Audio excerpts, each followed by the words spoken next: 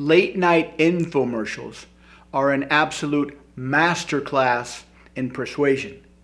They are a treasure trove of persuasive technology. They are highly calibrated. They are highly choreographed. They are highly orchestrated. And they are filled with persuasive psychology. But why are they on so late at night? The original reason is because late night TV is the cheapest. But once they started to get high conversions with these late night infomercials, they decided, hey, if we're getting a 10% conversion rate with an audience of a couple 100,000 people, why not get a 10% conversion rate with an audience of a couple million people? And so they spent more money and they lowered the time slot to earlier in the day when much more people were watching TV, but their conversions fell off a cliff. Why did the conversions fall off a cliff? And so they put them back late night and the conversions went back up. So why were the conversions so high late at night and not nearly as high earlier in the day or early in the evening? Well, it turns out that when people are sleepy, when people are mentally fatigued, we are much more susceptible to persuasive technology. It just goes into our head without resistance. A similar study looked at police interrogations. And the average police interrogation that extracts a false confession is 16 hours. Some poor guy gets hauled into the police station and gets hammered and hammered and hammered for 16 hours. Well, the cops are tag teaming the guy. They get to take breaks. They get to have coffee. They get to take a nap. They get to refresh themselves, and they come back when they're fresh, and they just keep hammering this guy. And after 16 hours, his brain turns to mush, and he believes that he did stuff that he didn't do. He believes that he killed people that he didn't kill. In another study, they looked at soldiers. Soldiers that have had a good night's sleep are much more likely to question orders that don't make sense, like bombing a hospital or bombing a school. But soldiers that haven't slept in 24 hours, they just follow whatever orders they are given without question. So the takeaway from this is very, very clear. When we are mentally fatigued, it's very, very difficult, if not impossible, to resist persuasive technology. But what about the flip side? What if you want to become persuasive? What if you want to learn the language patterns of conversational hypnosis? One thing I always recommend to my students and customers is if you want to become persuasive, write out the language patterns. But sometimes people think, well, I will write them out when I get home from work. But that is a mistake.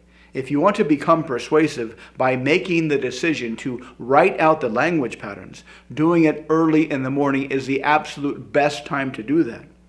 Studies have shown that when we study, when we want to learn something, when we want to practice a new skill, doing it at night almost has a negative effect.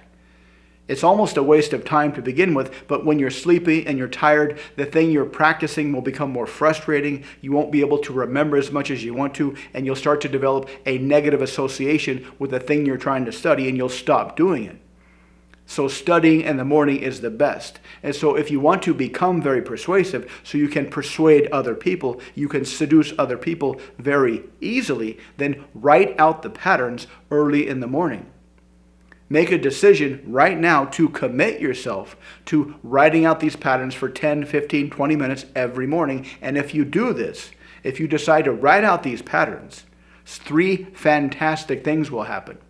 The first thing is because you'll be writing out these patterns longhand, not typing, but longhand. If you write these out in the morning when your brain is very fresh, you will drill them into your neurology much more quickly. You'll become unconsciously competent much more quickly. You'll be able to speak fluently in the language of hypnosis much more quickly. You'll be in a situation, you'll have an intention, even an unconscious intention, to get a positive result, and you'll just start to speak these language patterns. These language patterns will just roll off your tongue. And you'll start to get results, and it will seem like magic because this is happening unconsciously. When you have an intention unconsciously and you use hypnotic language patterns unconsciously, you won't be consciously aware of what's going on, and so the results will seem like magic.